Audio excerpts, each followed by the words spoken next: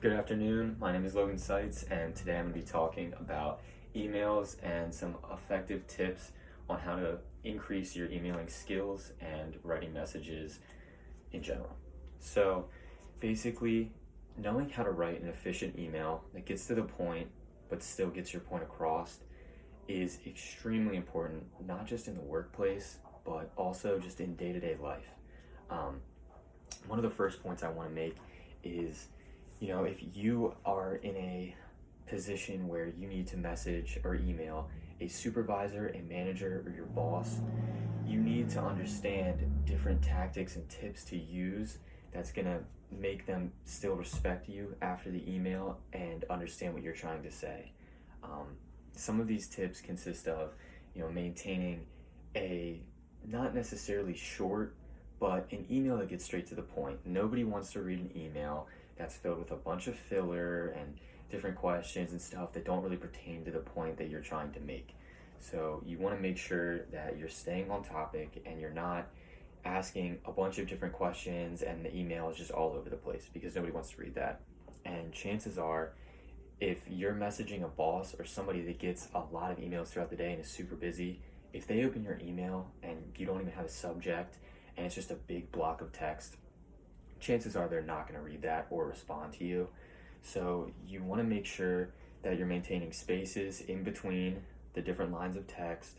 You want to indent and you want to address them properly, because depending on the profession you're in and depending on how serious the company is, they might click off of your email right away if you address them improperly or something you said is disrespectful, which also leads to my second point.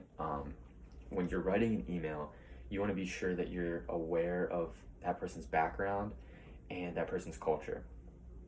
For example, somebody in different fields of work and also just different races and religions, some things might be offensive to them that you don't see as offensive to yourself. So you have to be aware of that person and their upbringing and where they're at and their religious beliefs, because you could say something that could really offend them, and maybe you don't get that business deal, or maybe they cut you off from their list and they don't respond to you. So you just want to be sure that you're always aware of their background, because it can lead to different conflicts and stuff down the road.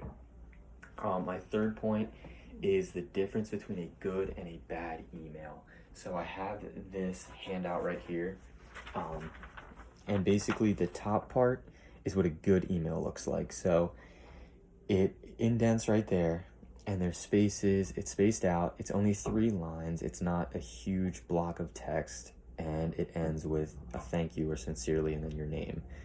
The bottom part is a bad email. Now, just imagine you open up your email and you see this big block of text. Chances are you're not going to want to read that. It's not spaced out, there's a lot of filler, different topics going on throughout the email, and that's just not something a boss, supervisor, or manager is going to want to read at any point.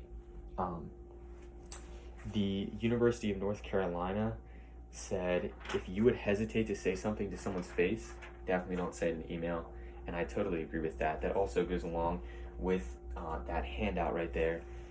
Those emails, the first one, just kind of sticks to the point and doesn't add a lot of filler. When you go down and add a big block of text and you're trying to type a lot and your topics are all over the place, you could slip in something offensive or put more emotion or a negative tone into the email, which could offend them. And like I had said earlier, that's not what you want to do. You want to make sure that if you put yourself in a position that you're sitting at a table just one-on-one talking to the person that you're emailing, if you would not say it right then and there, do not say in an email, because it looks bad on your part and it'll lead to conflict later down the road. Another point that I want to make is, when you get your profession, when you're older, your career, no matter what it is, you want to make sure that you are staying on top of your emails. I know that some people don't hesitate to go through their emails. For example, I go to Salisbury University and I get emails probably 100 a day just talking about different events that there are and different things like that that don't really pertain to me. They're just kind of a send-all thing. So it really is demotivating for me to go through my emails because I just assume that it's just going to be a bunch of spam like that I'm not really worried about. But I, had gone a whole day without checking my emails, and then I went through later on and got a follow-up finding out that I never picked my schedule and I was almost too late. So that's just a prime example of, you should always stay on top of your emails, clearing them out. And if you're getting spam, you can block those emails, but nowadays everybody's main source of communication in the business field or the workplace is email. So you want to make sure that you're always staying on top of that and following these tips that I've listed to maintain a good place in your career or your workplace, and maintain a respect level between you and your peers that you're emailing. Thank you.